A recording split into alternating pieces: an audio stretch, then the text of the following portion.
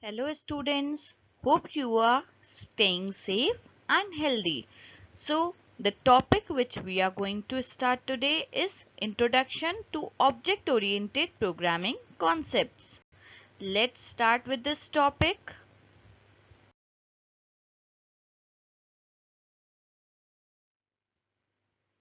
Evolution of software. Before understanding this, we should understand what the program is.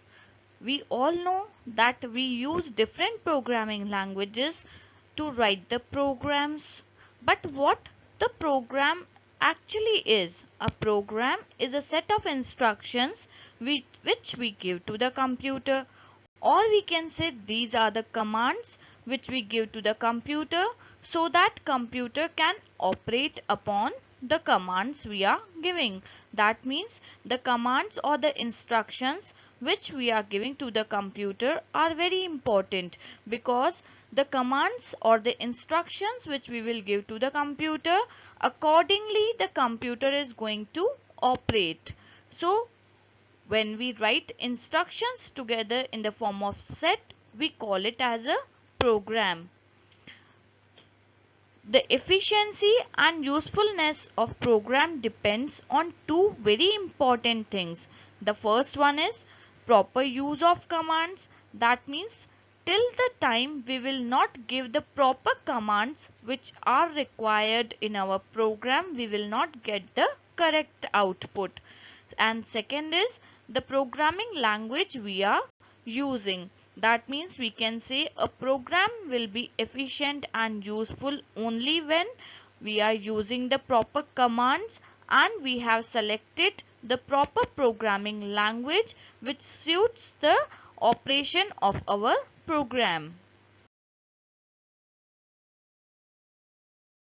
So when we are talking about programming languages, we should first understand the basic of programming language.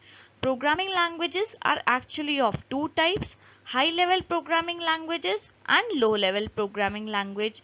Low level programming language is again of two types: machine language and assembly language. Let's understand each of these languages one by one. First is machine language. Instructions in machine language are written in binary codes. Binary codes means the codes of zeros and one. That is the coding language which computers understand. That means the machine language is the same as that of the binary language, the language which computer understand. Computers can execute it directly. Why computers can execute it directly?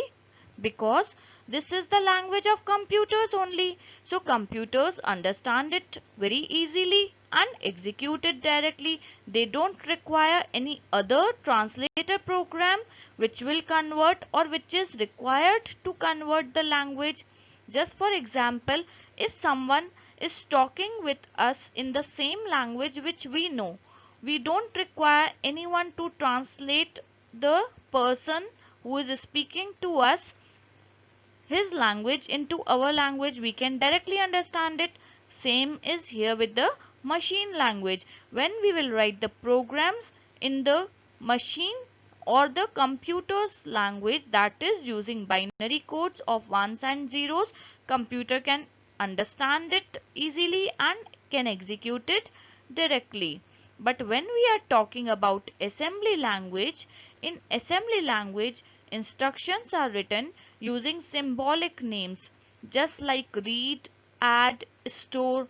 Now when we try to see these words read, add, store, these don't have the combination of 1 and 0. That means computer will not understand these words read, add, store, but they are somewhat understandable to the human beings. That means we can understand it to some extent, that for what purpose these words might have been written or these instructions might have been written. As these symbolic names are not understandable by the computers, we want some translator program which will convert this assembly language into computer's language so that computer can understand the program easily, and that translator program which will convert assembly language into computer's language is assembler.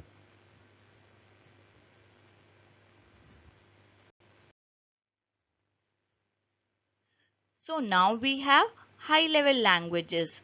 High level languages offer English like keywords, constructs for sequence, selection and iteration, and use of variables and constants. All these keywords, constructs for sequence, selection, iteration, variables, constants are the basic tokens used in almost all the programming languages.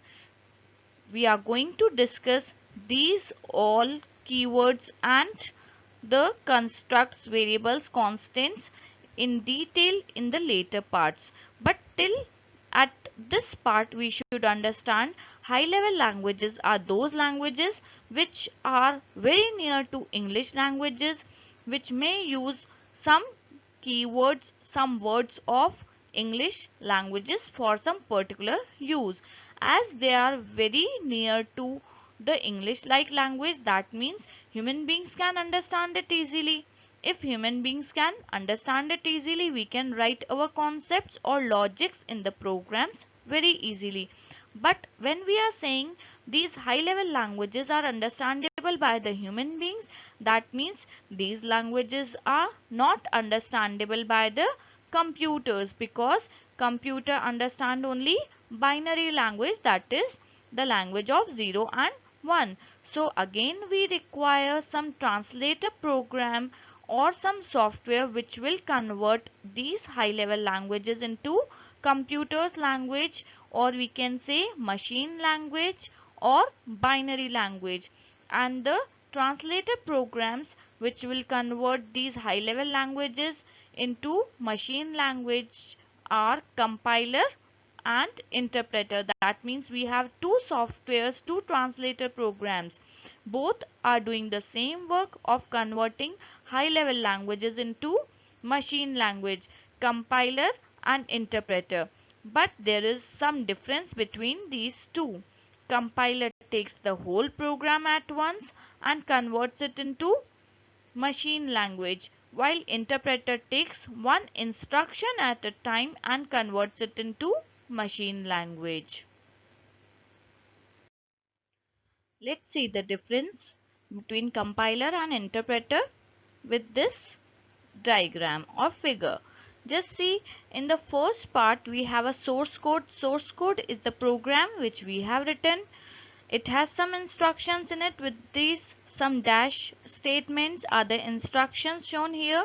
When we are using compiler on it, compiler will take the whole program, the complete source code at one time and convert it into machine code, or we can say executable program.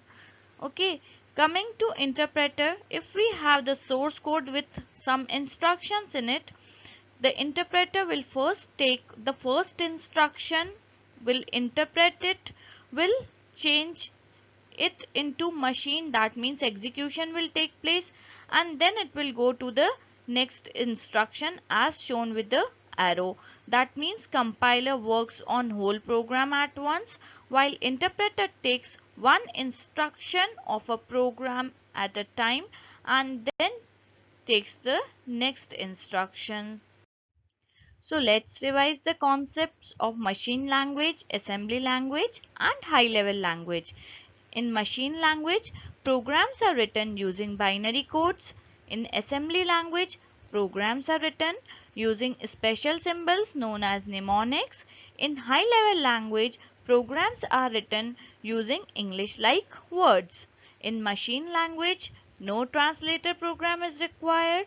In assembly language, assembler is used to convert assembly language program into machine language.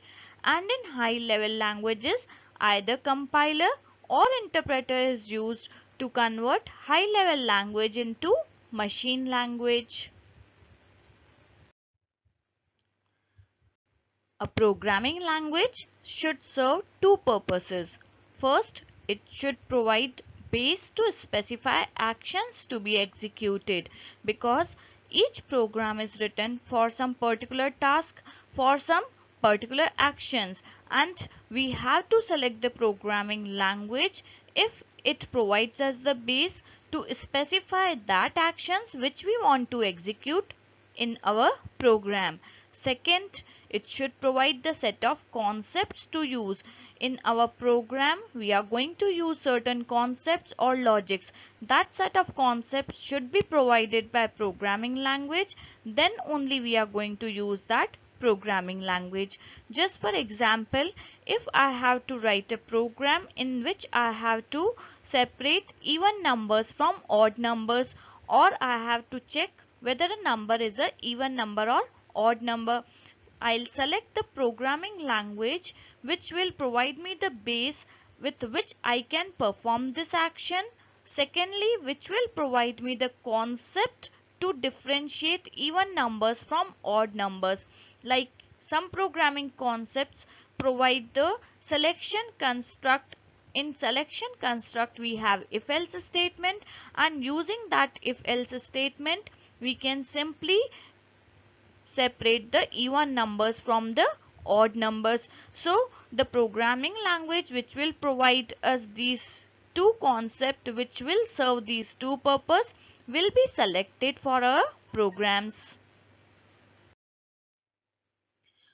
Coming to the core part of our topics, the first thing we have seen is low level languages are close to machines. That means low level languages favor machines, while high level languages are close to programmers. They are liked by the programmers because they include English like words which are easier for the programmers to understand. But there are some languages which serve the purpose of both, that is, they imbibe the features of low level languages as well as high level languages, and that languages are known as middle level languages. C and C++, both these languages are in the middle level languages. I hope you might have understood all these topics. Revise these topics very well. See you soon with the next topics of object-oriented programming concepts.